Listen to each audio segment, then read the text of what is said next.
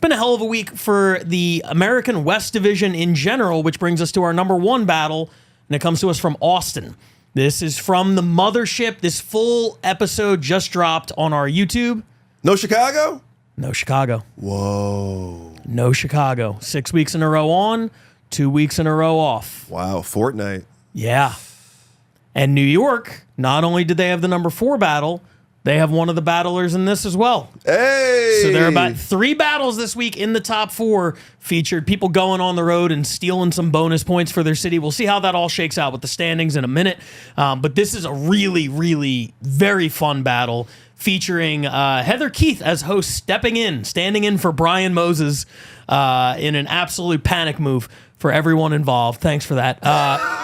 But it was a great show. Check it out on our YouTube if you haven't already. The full one just dropped from the Comedy Mothership. This is the number 1 battle of the week. This is Lukas McCrary representing Austin, Texas, going up against Roast Battle legend, participant in the upcoming Netflix Festival tournament, New York's own JP McDade. Here it is.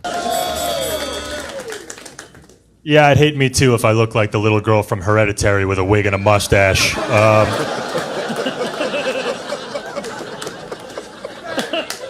Lucas, you Greyhound stewardess. Oh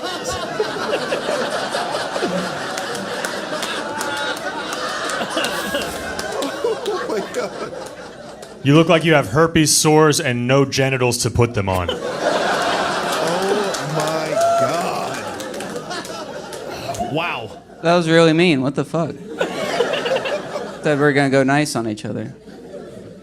JP is Irish. Consider me Asian because Irish he would kill himself. There it is. It's a pun, though. There it is. We hate the puns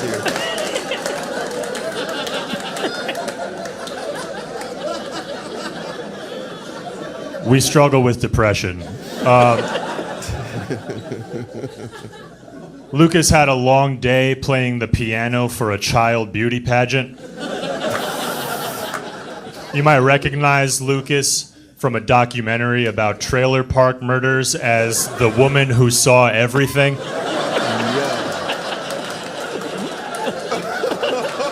I knew there was something wrong about him. Something wasn't right.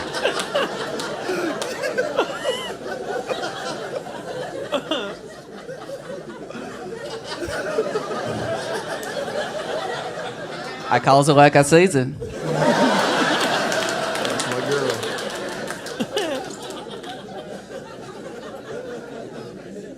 JP is tall and gay. JP's so tall, he suck a dick on the second floor. That's a funny one. Watch out, balcony. Lucas has pubes on his vision board.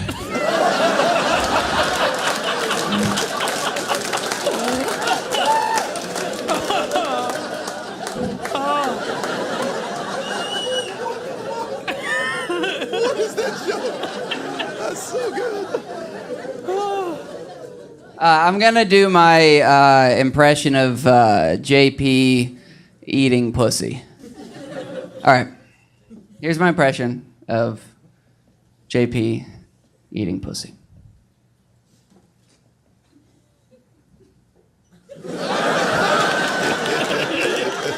You suck dick, you're gay, JP.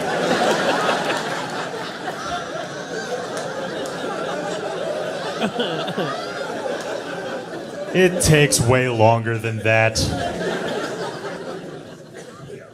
Before tonight, I didn't even know that cosmetology schools had Slytherin.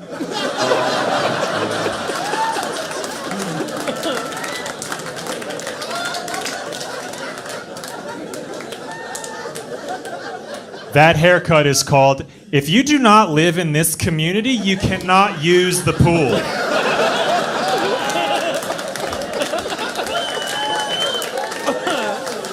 Damn.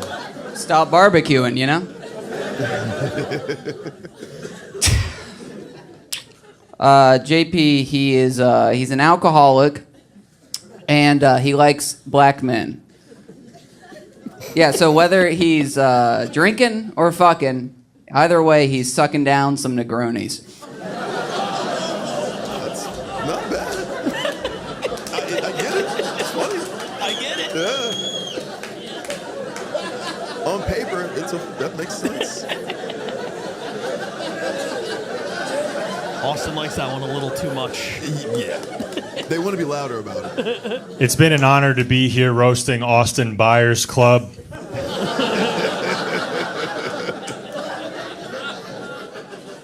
Lucas looks like he would describe a cross burning as epic sauce.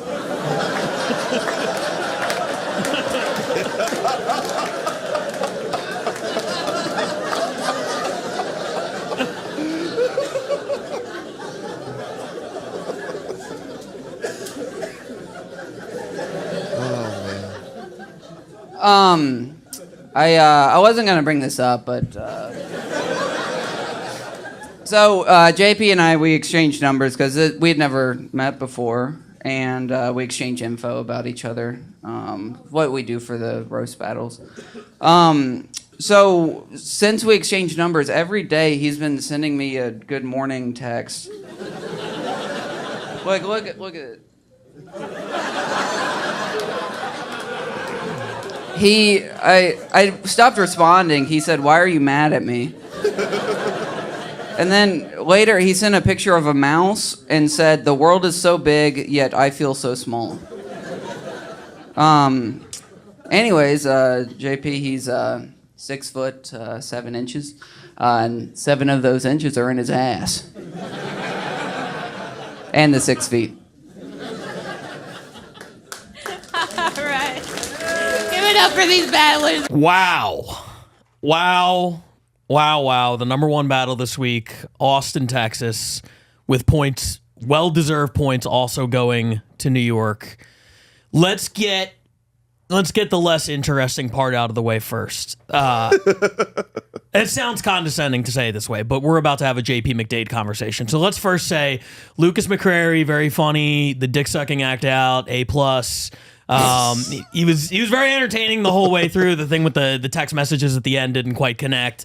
But overall, I thought he had a really fun battle up there. Lucas is always fun. He's a rodeo clown. He's always going to entertain. He's always going to be fun. Doesn't really matter.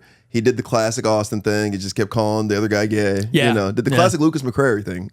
Yes. He's like, everybody's going to call me gay? How about I'm just going to call y'all gay? And then it's funny because I'm a gay guy calling y'all gay, even though we don't know what he is. I don't think any of them are gay. I don't think, exactly. I don't think any of these people are gay. Yeah. They just call each other gay the whole time, and I think not one of them is actually gay. That's Austin. That's John Luna in New York. Yeah, everybody's yeah. If you walk into roast battle and you're straight, you're gay. Yeah. It's a gay sport. We're all gay here. It's a safe space. We're all gay. Once you step on that stage for 5 jokes or 7 jokes or however many jokes, you're gay. And a pedophile. Well, of course. Yeah.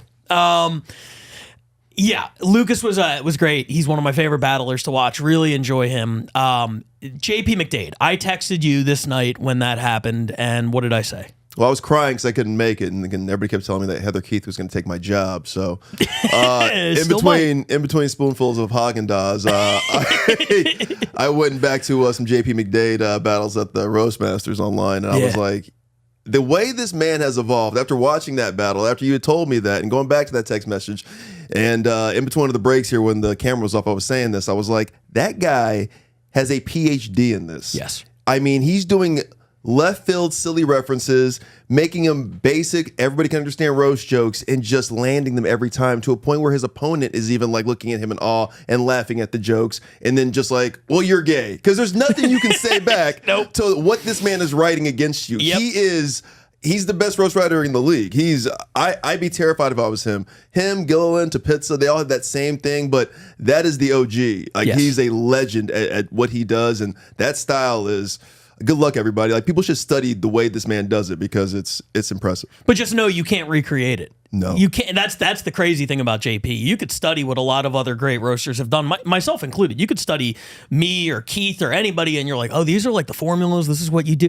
JP is so unique. He has so many different styles. He can do so many different things. I tell people all the time when they're like, what's What's the best roast joke used against you? I don't know if this one's the best, but I have never felt more helpless than when I battled JP McDade in like 2017 or something, and his opening joke, and I go in there, I have all my rebuttals ready. If he calls me fat, I'll say this. I have everything ready to go. I'm Peyton Manning. I'm ready to call all my audibles. I'm ready for anything. And he opens and he goes, Pat, it looks like somebody drew you while they were riding a horse. Oh my God. And the whole crowd just starts laughing, and it goes in waves throughout the crowd. And I'm standing up there, and I've never felt so. This is joke one.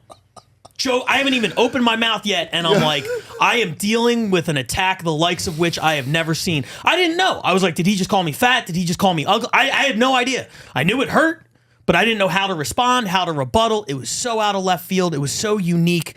And he writes like that, man. He has the references are insane. He has every single style you could possibly imagine. Everything he says is funny. The off-the-cuff rebuttals are great. He's sneaking 3 jokes into one turn, and everything is hitting. And what I love about JP as an old-school roast battler, right?